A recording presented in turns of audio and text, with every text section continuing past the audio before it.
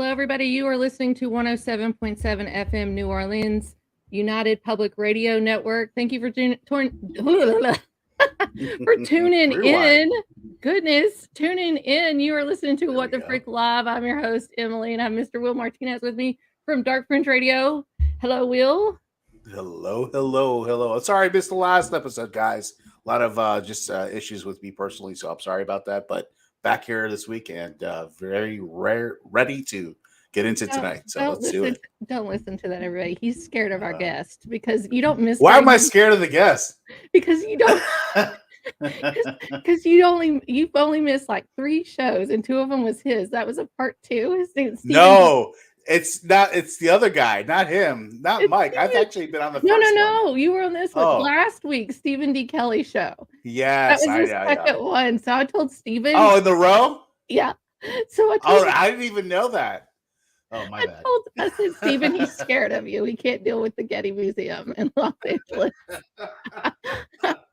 You know, it was Father's Day weekend. Man. You need to have the weekend off. You're good. Allison's tuning in. Ocean Gate. Well, we'll probably talk a little bit about Ocean Gate tonight, or might have a special show on that because we are going to be talking about Titanic, 1600. You know these billionaires.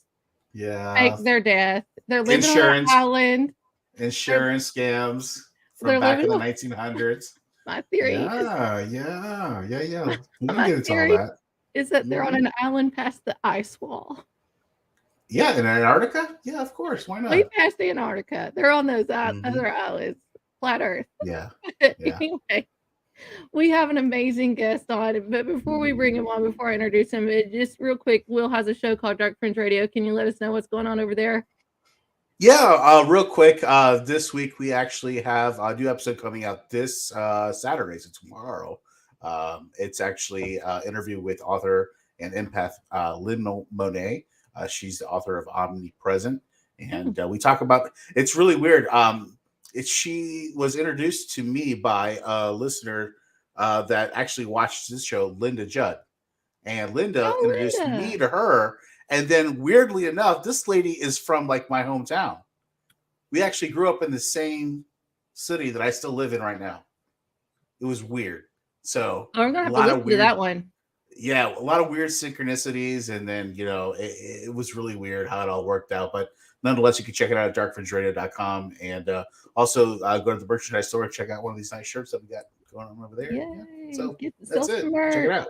And real quick, we are streaming live on Facebook, LinkedIn, YouTube, Rumble, and Twitter. So if you are watching via Facebook and you start making comments, because we love comments and questions for our guests, and it comes up Facebook user, you need to go to StreamYard.com/Facebook, give StreamYard permission to use your name and image. So we like to know who we are talking to. But we have one of I call him a friend. He lives in Ohio, so I'm in Kentucky. He's close by, but he's been on the show several times. Last time I was celebrating too much. Celebrating too much. Yeah, no. It all worked out. It did, because this just gives it another part, a part 2 or part 3, part 4. Mike needs to break the record. Maybe we'll have Mike on like part 15 or something. But Mike Ricksecker is an author of the amazing best-selling book called A Walk in the Shadows, A Complete Guide of Shadow People. He has been on every TV show you can possibly imagine. Alaska's Mysterious Triangle is another book that he's written and has also appeared on that television show. And he's been on Discovery Plus's Fright Club, Animal Planet's The Haunted, multi-series on Gaia TV, and more. So let's bring Mike onto the show right now. Thank you, Mike Ricksecker, for coming on the show. You mean Mick Ricksecker, right? Hold on. the mean version of Mike. Did you all hear that? Did you all hear that? No. Wow. Hold on. Oh, hear it? Very I got nice. I got a fancy device now. High production now. See, you all had to hear it the second time. Mike, what's going on, brother? Thanks for coming on. Oh yeah, thanks for having me back. Nothing's going on. I'm here. No. And there's Jen. Great. Hey, Jen. Yeah, I mean the big thing for me is new book, I'm right? done with the next book. Yeah, that's out August 1st. travels through time. I just saw a little while ago. I've been waiting for the pre-order stuff to pop up. Right. And it did finally show up on Barnes & Noble, waiting for it to show up on Amazon and other places. So it will be available for pre-order here very soon. But yeah, Barnes & Noble already has it. And yeah, travels through time. It is, delves into the idea of fourth dimension, time travel, stacked time theory, gets into like, time slips, simulated universe, doppelganger effect. Also ancient symbolism in relation to time. So yeah, it gets into a lot of interesting stuff. Antarctica, that's in there too. Nice. Yeah. I mean, that's when we talk about time travel, it's something that it piques a lot of people's interest, and it brings up the question of like, there's also a lot of these conspiracy theories about why we were in like Iraq, and obviously there's supposedly a Stargate that we were looking for in there. Yeah, well, we know that the museum was raided. Right. Then it was the Gilgamesh. Yeah. It was specific pieces. That was the weapons of mass destruction. Was Gilgamesh? Right. That was the WMD. I'm sorry, Mike. Go ahead. No, you're fine. There were specific important pieces, many of which were hidden away, and they were singled out and taken. So yeah, and we see kind of the same thing with Egypt as well. So now, have you? No, I'm really. This is like a subject that's really like intriguing to me. And like, did you delve into any of the government side of time travel? Because one of the biggest stories to me, like that really intrigued me, was the story of, I'm not sure if you're familiar, Andy Bishago, and he's like this attorney that lives out west, and he was supposedly a time traveler, that his father like worked for the CIA, and that he said that one day that he was able to be somewhere in Maryland with his dad, and next thing you know, he was in California like 2 hours later. So did you ever get into any of that kind of stuff?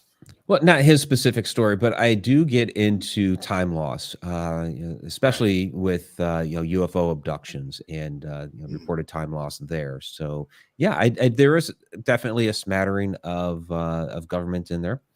I get into the scientific side of it, as well as what we see in ancient history. So there's really a plethora of different ideas and concepts in what real-time travel would actually look like.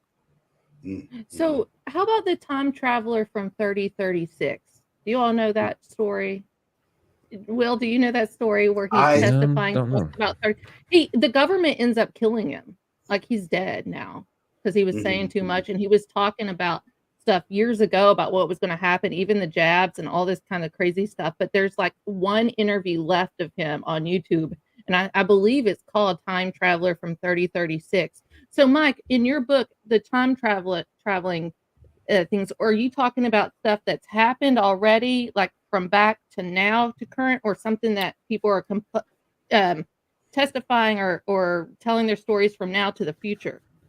A bit of each. So, yeah, I mean, it covers a great gamut of information. So, we look at stories, like the German poet Goethe, where he had actually passed himself on the road one day, and the first time that he passed himself, he didn't really realize it. He just saw this man in a it was a gray suit with gold piping or something to that effect, and he thought it was a real interesting getup. Like, okay, who's that? And the guy disappeared in front of him. Like, what the heck happened there? Years later, he's going back. He's on that road, heading in the opposite direction, looks down and suddenly realizes, oh my God, I was that guy. So yeah, there's accounts from people from all throughout time. I do take a look at some of the like out of place photographs, people that have appeared in photos, like 1920s, 1930s, what have you, and they are wearing things that they shouldn't be. It reminds me of David Blaine. Like disappearing acts, like there's magic involved in some of this. I'm being serious about it. Is is there something with these magicians that they have these tricks, but is there something deeper than that could possibly cause time travel for you to go from one era to the next era? Well, I mean, it comes down to energy, and that's really like my big focus of the book is personal resonance, frequency, vibration.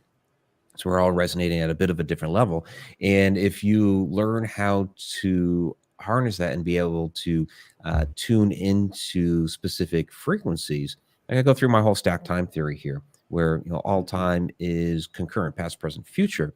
And sometimes we'll get a glimpse of another era when those two moments in time happen to resonate at the same frequency. And so if you were to learn how to control your frequency and be able to tune into specific other frequencies, then you would have a chance to be able to control your place in time and be able to actually travel to other moments. Real quick, is that Tesla's 369?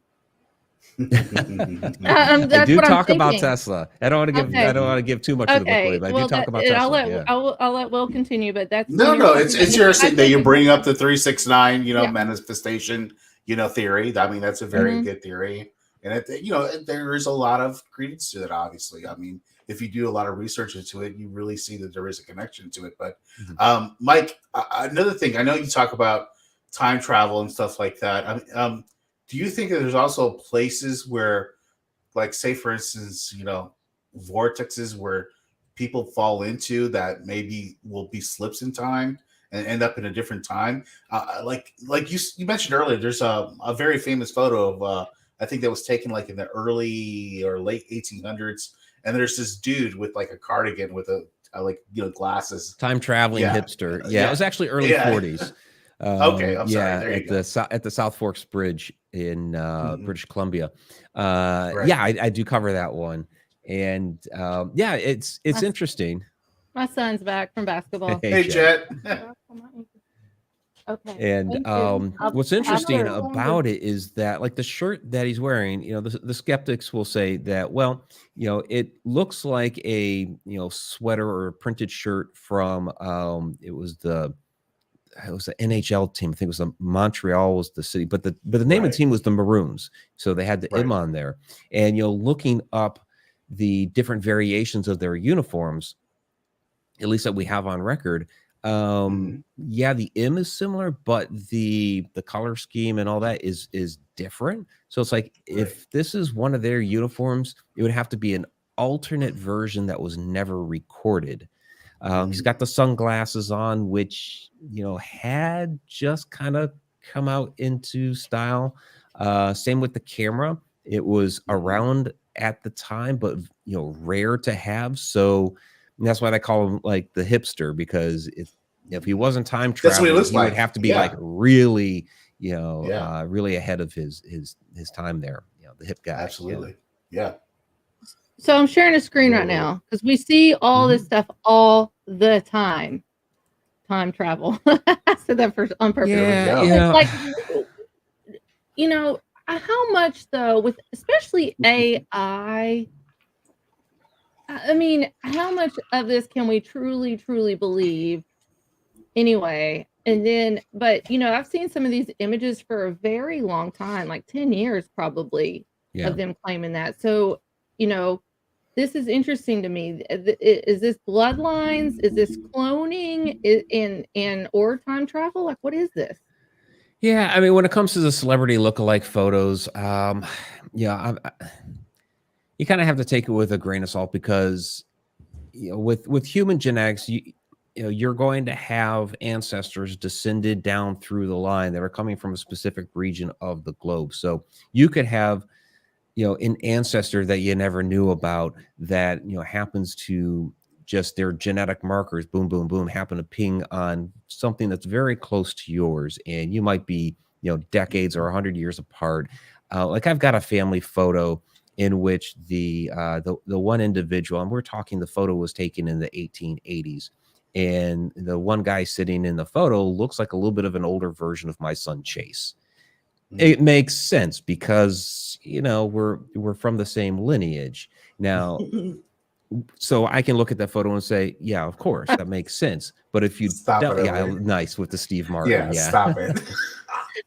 How childish are you? We're in 4th grade. She puts up Steve Martin and he's in drag supposedly from like the 1700s up here in Victorian. Yeah. If you guys want to take a look at it, just go Google Steve Martin drag 1700s. I'm sure you'll find it. So sorry. Jeez. Wow. Evelyn's getting what? I never saw Steve Martin. What the fuck is that? Release Steve Martin. Okay, go ahead, Mike. I'm so sorry. No, just saying. So, I'm fortunate enough where I've done a lot of research on my, family history, and I've come across that photo and all of that. But, if I didn't know that, if I didn't know all those things, I could look back at that photo and be like, oh my gosh, my son time traveled. Yeah.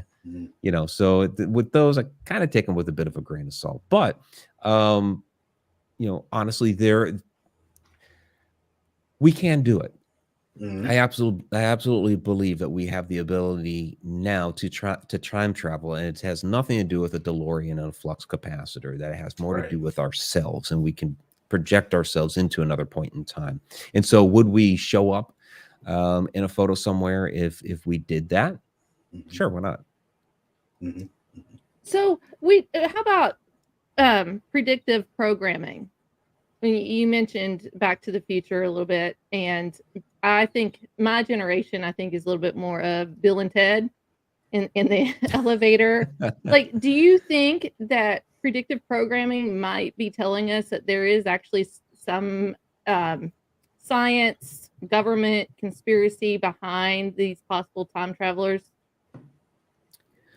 Well, what's interesting about that is how much of that predictive programming is, we're being let in, secrets being let known to us about different things that the government is doing, and how much of it is we're giving the government ideas of what to develop.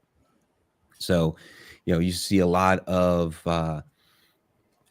technology come out of like Star Trek and Star Wars, decades down the road. So did we give them the idea to develop that stuff? Or, is some of that things that the like Spielberg seemed to be really in tune to a lot of things that were, were going on in the background, and worked that into his film. So how much of it was that sort of thing? I think it's a helping of both.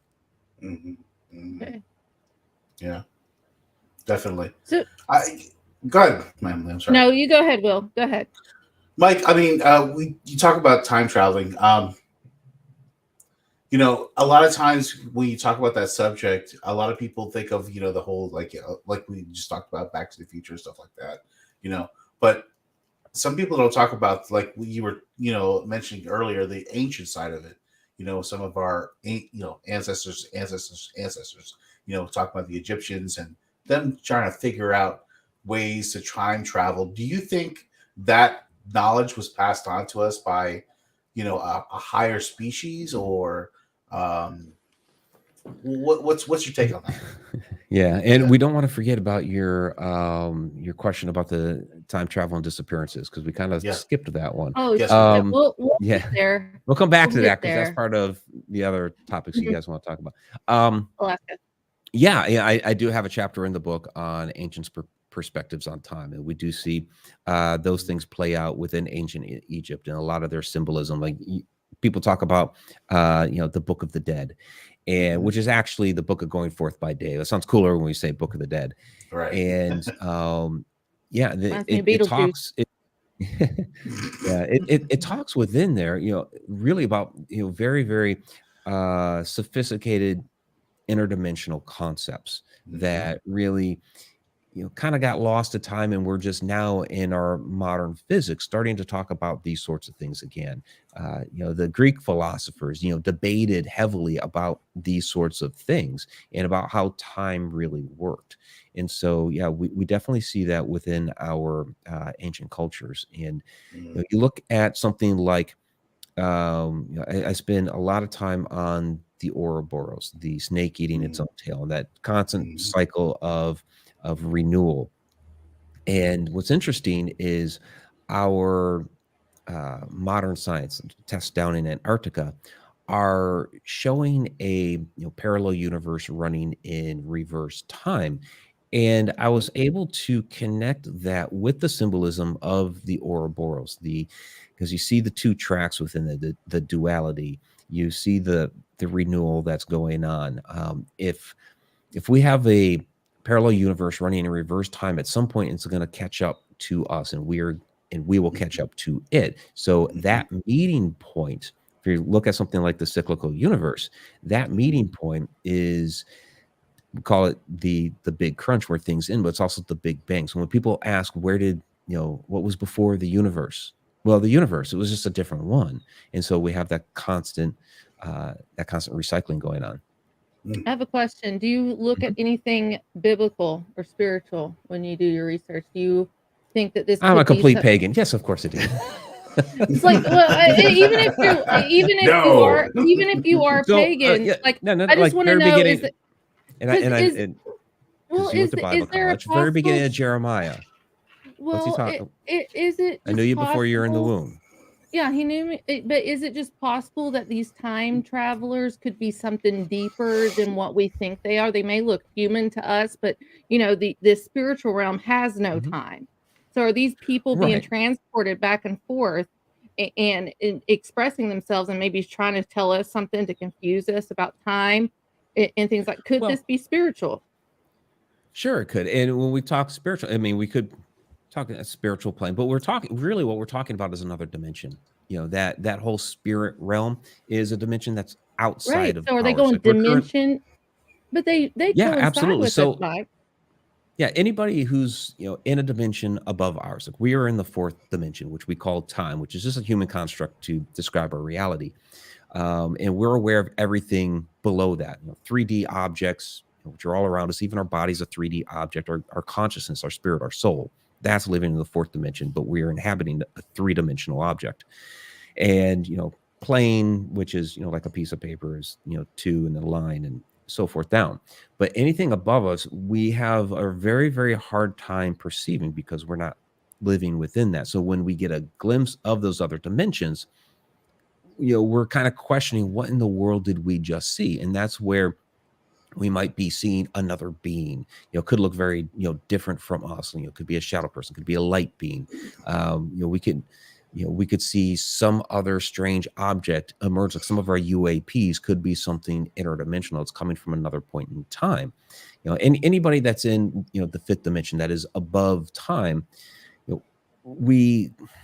How do we classify that? I'm sorry, Mike. I don't mean to interrupt you, but how do we classify the fifth dimension above time? Or theoretical physics have okay. They've put together 11 dimensions. Okay, so their research put this together. 11. Okay. 11. Go ahead. Yeah. Okay. So one of them is actually dimension 0, which is a point. So yeah, there's 11 interspatial or hyperspatial dimensions, and anything that is above ours basically is outside the realm of time. And so any of those dimensions would have the ability to see time as an object, and they could be free flowing within it. So it's a little bit of a, we as humans have a hard time perceiving that, because we are stuck in what we call the river of time.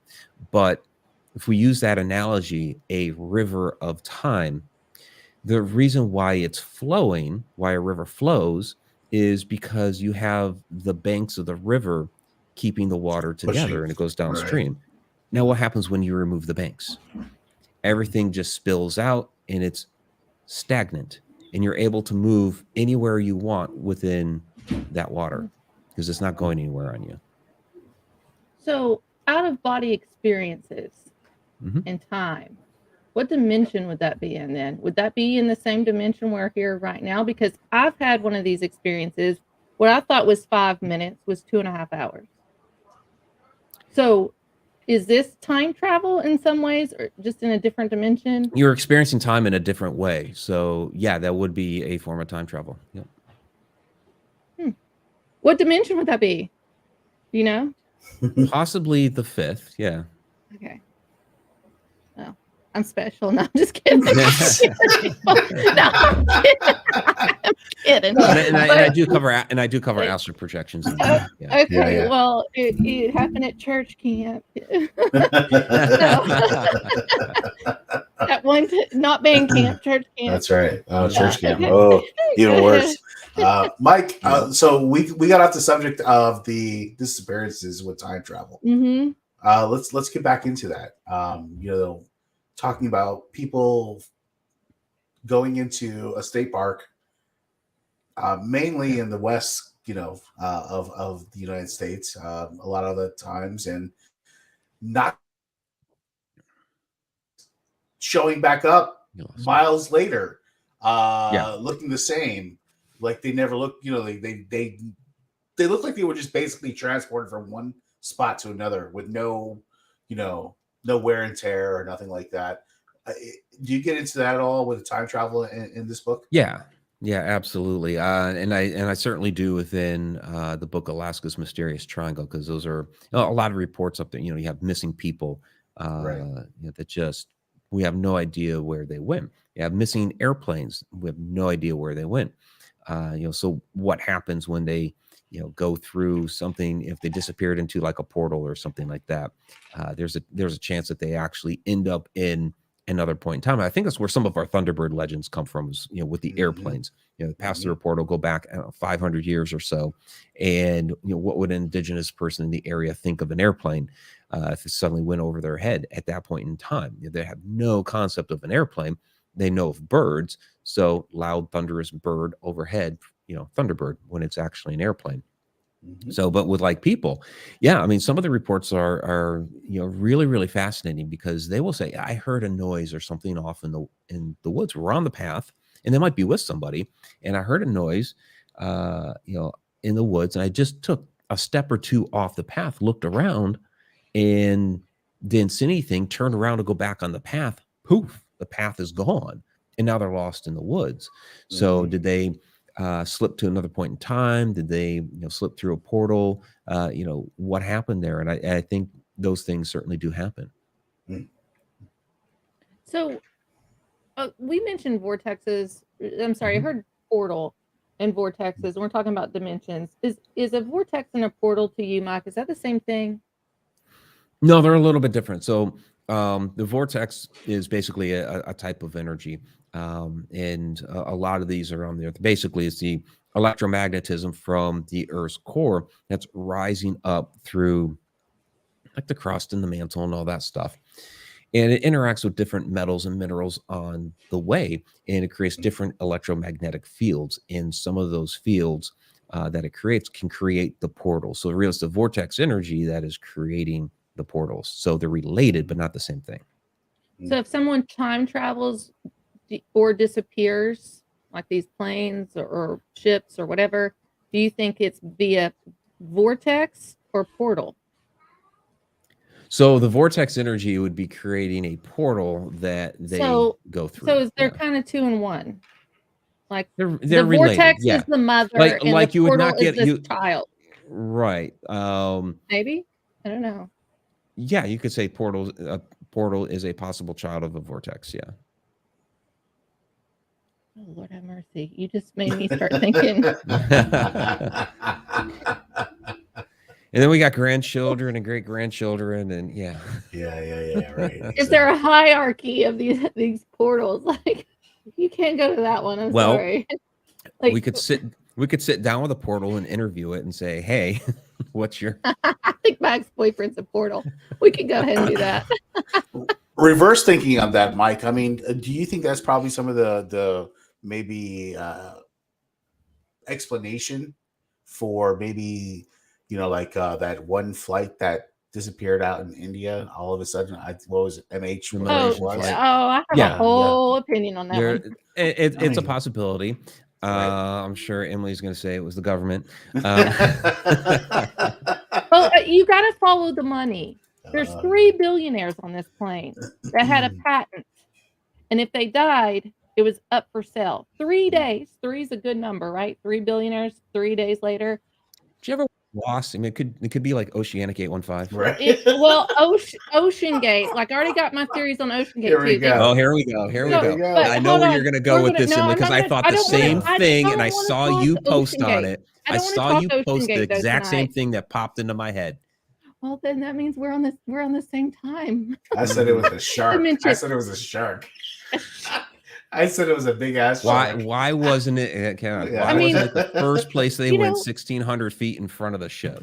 Well, a quarter mile. But anyway, regardless of that, the M8, we had 3 billionaires on this plane that had a patent that was worth billions of dollars. They all die. 3 days, well, the plane disappears. They disappear. And 3 days later, they put the patent up, and who gets it? Rothschilds gets the patent. Come on, people. And then there's a picture that shows up on the internet. Rothschilds own the world. They are. That's a bloodline of Nimrod. And Gilgamesh. Nimrod. Gilgamesh. Very good. Nimrod. She has to work in Gilgamesh. Yeah. Gilgamesh is all involved in all this. Yeah. So then you know, there's a picture that pops up online from one of the passengers that's on there, and it comes up and it's traced to Diego Garcia, which is a naval area base that hardly anybody talks about, but they do a lot of mind control experiments at this place. It's kind of like Stranger Things. So I honestly think that the elite hijacked the plane. It was a hijacking, and they took them to this place that's super dark. Nobody knows what's going on. The Rothschilds got the patent and everything. I don't know if these people are dead or not now or not. We'll never know. Like Ocean Gate, we'll never know. I said they're never ever going to find these people's bodies. They're not. No, the current will have already taken away. Well, no, even before that, because if you go and look at Ocean Gate's, Titan has taken 3 trips, which is we're the number 3 again, everybody. Taken 3 trips to Titanic since 2021. They've announced it everywhere. They've written papers. They've done YouTube videos. I looked into it back in February. Yeah, I mean, seriously, because they had posted, it was a wonderful video. They post everything except this time. Wonderful 20-minute video that they posted of basically it's a tour of the wreckage. It's a beautiful video. And so, I mean, I came across some article that had posted it and, followed this, sent it to Jen, and, following the links in the article, check out their website, because the article says they're doing tours. Like, really? Okay. So this is like back in February, March, we were actually looking at that website, at the tours, talking about that would be so cool to go down and take a tour of the Titanic. Oh, it's $200,000. We can't afford that, but that would be really freaking cool. Well, they set up payment plans too. They set up. I'll just let everybody know, you don't have to be a billionaire to go on this thing. I've researched the money background. I always follow the money. They do set up payment plans. Now, granted, it's craziness, but there it's gonna be like a mortgage. Well, there's been middle class people that's gone down there, and this would have been the 4th trip to Titanic under Titan. Ocean Gate has gone multiple times with other devices, just not. Oh yeah, they've been down there a lot. Yeah. I think that's one thing people don't understand, is they have been down there a ton. This Titan was his baby. He used a flippin' PlayStation remote controller for this, okay? And it was his baby. They've gone 3 times. There was articles, there was YouTube, there was announcements on all social media, except this time. There's nothing. Dude, they faked their death. Like, he had lawsuits coming out. There it is. That's it. Coming out. They've had there we go. I was waiting for it, Mike. No wonder the stepson went to a Blink 182 concert. Like, he knows the deal. Like, that's okay. That's okay.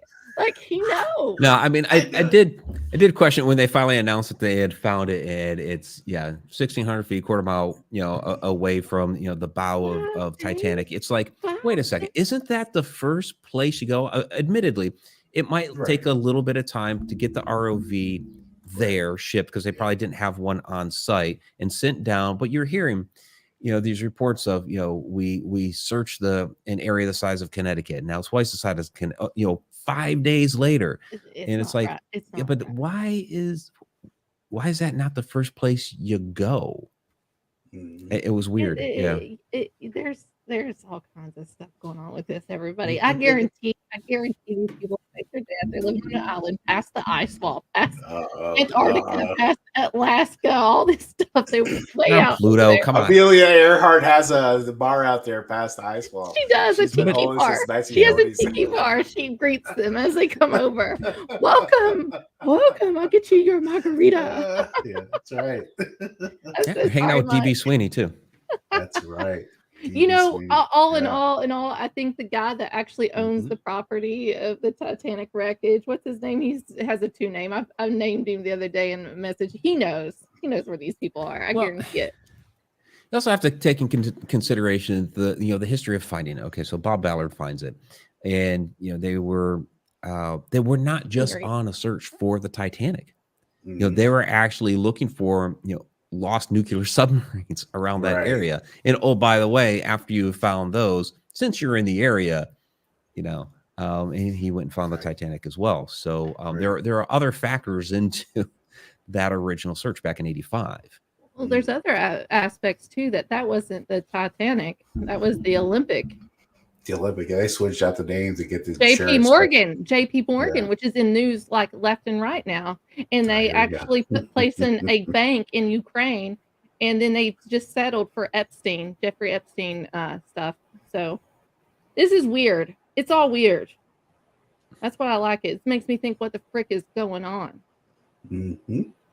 All these financiers, and how ironic too. All these financial people die on the Titanic. Except for JP Morgan, he backed out at last minute because he knew what was going down. He knew he switched the boats out. Okay, anyway, let's go back. It's because John Jacob Astor was a Tesla backer. That's right. Well, it's BlackRock. BlackRock does it all. That's great. Mike, let me ask you a question. We talk about symbolism a little bit. Is there any type of symbolism that you see that is maybe concurrent with a lot of the time travel that you see? Maybe that you see pop up at the same time time travel pops up, or maybe evidence of time travel pops up? Yeah, I mentioned one earlier, which was the Ouroboros. The other one that we see throughout ancient history is the spiral, and we see that in cultures all over the world. I find it, and I think it's basically, it harkens back to Atlantis, the concentric circles and all that, and we see it in cultures all over. You look at ancient Egypt, you see it on their pottery, you see it, displayed on the cosmic egg and this sort of thing. In Chaco Canyon here in the United States, in New Mexico, you see that spiral design, which the indigenous tribes have actually said, this is a portal, and it's in conjunction with their stories of the Star People. And the Star People use these portals, which are the spirals, to come here to Earth. Star People, fallen stars, fallen angels. No, star people. Oh, we're talking aliens. Come on, Mike. I mean, you're in Ohio.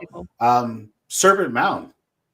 Oh, that's Can you talk about that at all? I mean that's a perfect representation of maybe it is. Yeah, and Serpent Mound, and we kind of forget that. And I had this debate with somebody here on social media here just recently, where I was pointing out a petroglyph when we were out in Chaco Canyon here recently, and Jen noticed it on the wall right.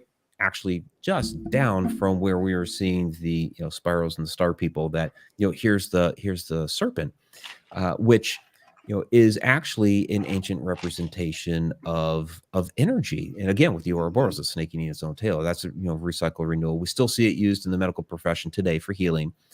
So it's used in a lot of different ways like that. Well, yeah, we see it in Serpent Mound here in Ohio.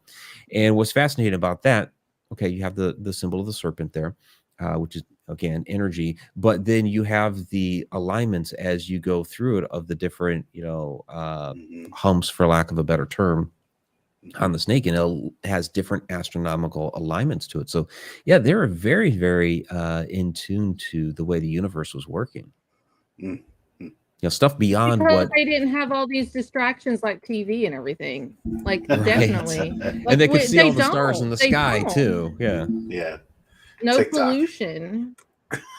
No TikTok. No pollution. TikTok. Yeah. No rabbit holes back then.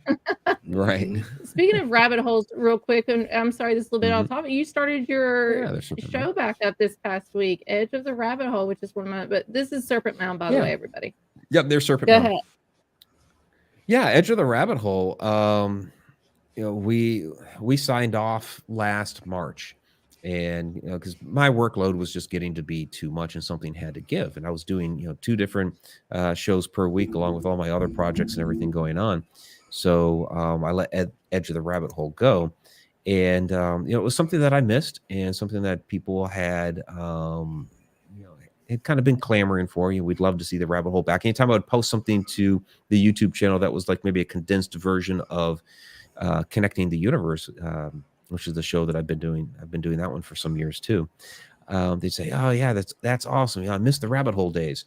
So what I've done is once per month, we're going to do a special Edge of the Rabbit Hole episode on Connecting the Universe. So we're meshing the two together. Nice. So I'm just going to invite myself on with Ocean Gate. Okay. I'm kidding. I'm kidding. You all know me. I'm going to follow the Emily money. Menshouse on Ocean. Yeah, that's right. Follow, you know, Here's our order. I need to just do follow the money podcast. That's right. Yeah. Always right. follow the money. But okay, sorry.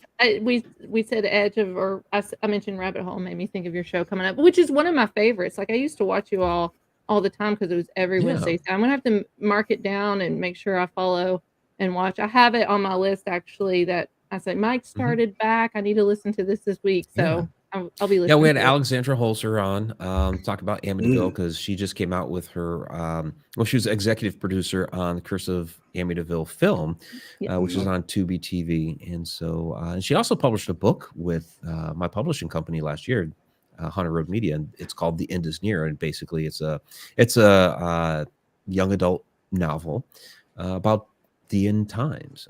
It's really fascinating. Yeah. Speaking of, and for those that don't know, Holzer, of course, you know, she's the granddaughter. Yeah, of, she's the daughter of Hans Holzer. Yeah, Hans Holzer, right? Exactly. Yep. So, yeah, I for those that don't know, all the time, and then me too. It's right, great because I grew yeah. up reading all of his stuff. It's weird, And, right? Holzer Files. Anybody watch I- the show yeah. Holzer Files? This is where it all spins from. Okay. Yeah, and I ended up becoming a friend of. I became friends with her. Gosh, it was probably 10, 12 years ago, and you know there was a moment there where it's like, this is the daughter of a guy I used to read all the time. What the? But she's awesome. She and I have been friends forever. Yeah. Yeah, that's awesome. That's cool. End times. You mentioned that. So with all this time travel and everything that's going on, Mike, do you think that time will come to an end? It will, and then it'll start up again. So with your end time, do you think there's going to be something catastrophic or anything like? I mean, it depends. Or I mean, the if you're government talking committing genocide. yeah, the Earth or the universe, because and there's that too. So humanity could die on Earth, but this planet will still be a rock floating around the sun until the sun becomes a red giant and destroys the planet. But the universe will continue on for quite a while after that. So it kind of depends on which end you're talking about. Yeah, we are. Yeah. What's interesting is we are wrap your head around that in the middle. Well, I'm we are thinking, like right can in the I middle of the existence of the Earth. Can I be a time traveler that skips that bad part? Like, I don't want to be here. Like, how can I push myself forward? I support the space programs because at some point in time, if humans are to survive, we have to get off the planet. We're in a unique point right here in which we are actually right in the middle of the Earth's existence. This has been around for 4.5 billion years. It's got an estimated 5 billion years left. So we're right in the middle of its existence. But it will come to an end at some point in time because the sun will become a red giant. It will engulf the Earth. And at some point it will go supernova and destroy the entire solar system. So we could jump to another, moon of a planet somewhere out there to inhabit that for a while or something. But at some point in time, we need to get to another solar system to save our species. And that could be where our species has originated from, is from another planet, another solar system. We could be survivors of a long since extinct solar system out there somewhere.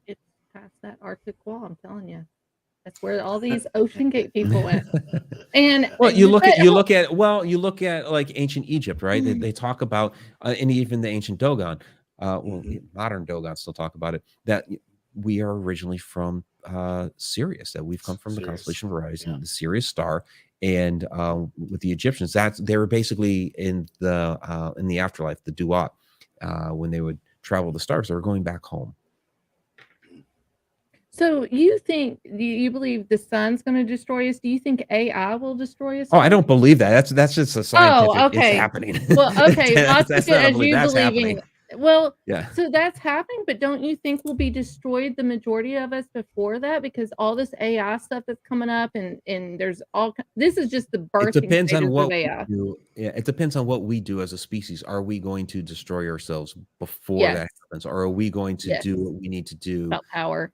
Preserve ourselves here? And a lot of people are like against space travel, like, oh, we need to fix the planet here. It's like, yes, we do, but we also need to figure out ways to get off it at some point to eventually prolong the species and to keep ourselves going out there somewhere. So we need a balance of both. Yes, fix the planet, fix humanity here, make sure everybody's healthy, that sort of stuff, but we also do need to look toward the stars. So it's a healthy balance of both somewhere in there. Go ahead, Will. Do you think we're living in maybe a yes construct? There we go. I knew where you were going. Do you think we're living in a constant flow of maybe consciousness now, and there's beings that are in a different timeline ahead of us that are constantly coming back to change things to make sure that certain things don't happen in the future? Do you think that's possible currently right now? Manipulation. Well, the question is how much intervention is there? Right. Yeah, I believe certainly there are time travelers that have come in and interfered. Mm-hmm. And the question is how much of that is going on, because we see things like the Mandela effect, where, and I've had it happen to me. And I'm not just talking about the Fruit Loops box or the Berenstain Bears, that sort of thing. Mandela himself. All that stuff I is remember. Yeah, when he was dead. But there are some really, really interesting occurrences that are really subtle, that aren't like those mainstream type of ones that are just like, did somebody come back and interfere with this? Because there are people from like all over the world that have remembered things a certain way that actually is very different from our recorded history. And so it has to make you wonder, did somebody come back and interfere with the timeline? And I think the answer to that is yes. I call them demons. Do you know there's a Nephilim? Oh, here we go. Nephilim demons. Do you know there's a theory right now that some people believe that the heart is in the middle of the chest versus the left side of the chest? Closer to the middle. Working in the MRI department, it's closer to the middle. But now, it's not like right there on the left. It's right. Emily, you know better. It's a skew a little bit to the left, a little to the left. Yeah. So there's you see a lot of depictions of it being like right on the left. No, it's not right on the left. No, it's in the middle, but a skew to the left a little bit. But what's interesting though is that they have scientifically proven, we had gone for a while saying, the brain is kind of the center of everything. The ancients were like, no, it's the heart. The heart. Well, recently here over the last couple decades, they have proven that the heart itself has about 40,000 neurites within it. So they've actually started calling it the little brain. So there is, when you say think with your heart, there actually is something to that. It makes a lot of sense because honestly, spiritually speaking, the battlefield is the mind. Your mind can jack you all up, all kinds of places. But your heart, that's true. I think of it as a spiritual, point of view in many ways. But it's a battlefield of the mind. Like what are they doing? Like what's going on? It makes us research a lot more and read a lot more, hopefully, and study a lot more, which is what you've been doing, Mike, all these years. Yeah, and so if I suddenly go missing, then you know that I hit on the thing that they want to keep. I know where you at. I know. You're in Egypt, down in a tomb. Right. Where you are. Hiding out. Real quick with Egypt. How many times have you been there now? Been there twice. We're going back in April. Stargates of Ancient Egypt 2. So that's been a fascinating topic to follow. And when we were there, I suddenly, what happened? I hear you. You hear me? I hear you. Yeah, it says my browser lost connection. We hear you. I don't know how. Oh wait, no. He disappeared. My This is what it is. stopped, so this is what happens. Right after I said something. He's disappeared. He's down. He's down in Ocean Gate 2.0. He imploded on screen, everybody, and now he's in that faraway land past the Arctic wall. You can hear me though? I hear you. We can hear you. Yeah, we just can't see. Yeah, it will. Oh, he's muted. It won't let me restart the camera. Well, here we go. This is the Great Oz. The Great Oz? Is that what you're saying? Bizarre. The manipulator. Let me. The what? He's the Great Oz. The great manipulator. Oh Lord. He's behind the curtain. Yeah, like remember in what was it? Oh Lord, I can't, Emily. I can't with you. I just love. And we lost Mike. We lost Mike, by the way. But by the way, if 2023 has taught me anything, it's not to go near freaking water. I keep seeing Jaws behind you. I love. That's my favorite movie. Are you kidding me?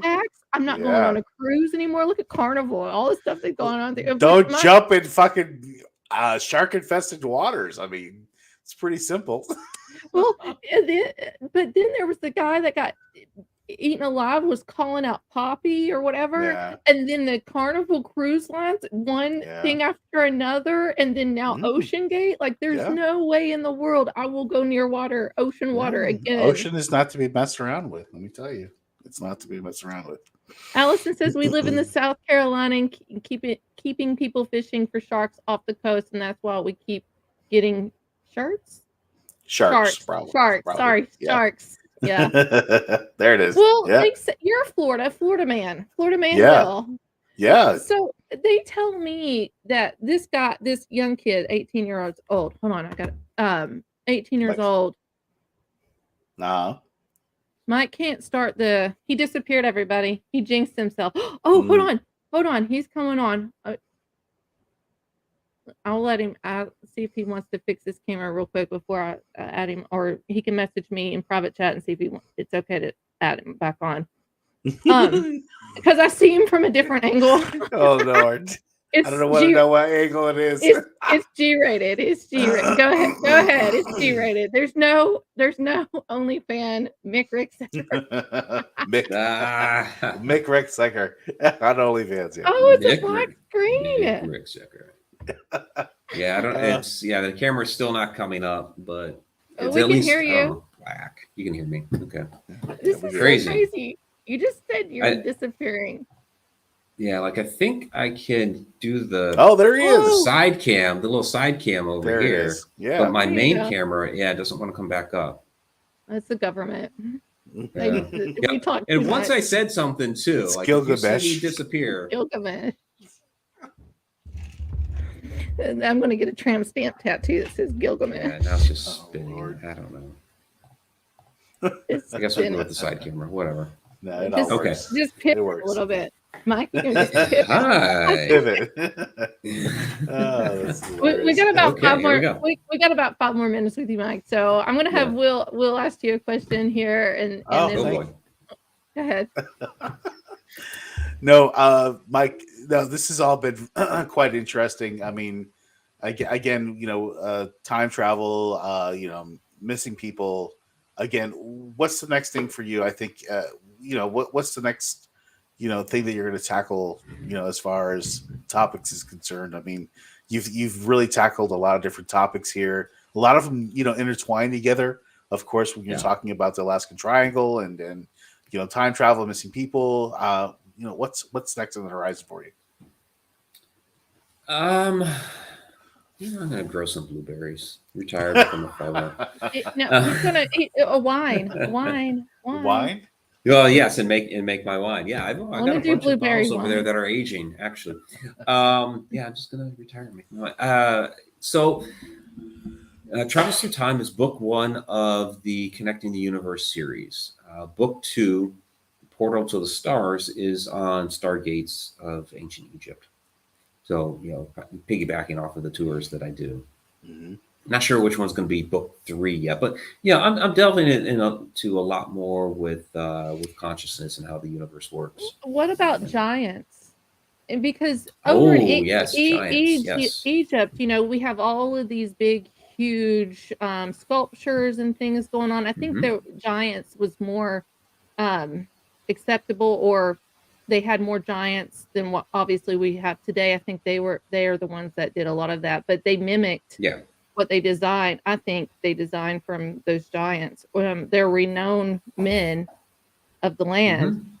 Men of renown, yes. When the Nephilim begat with the women. Yes. They created giants and men of renown. So, Goliath. What's interesting, there are a lot of guys out there who have done more research, giants, Jim Vera, Hugh Newman, and they've done a lot of fantastic work. But where my work is kind of intersected with that was in Alaska. And you do see some of it in Egypt as well. But what about the Egyptian Museum in Cairo has like a 12-foot sarcophagus sitting there. But in Alaska, they have stories. The native Inuits have stories of giants that came over from Siberia. And they talk about some of these different beings that were huge, mating with the Inuit women up there in Alaska, and of course creating other giants. And so it's like, wait a second here. This is a Nephilim story that I'm familiar with from the Bible. What in the world is that doing up here in the native Inuit stories of Alaska?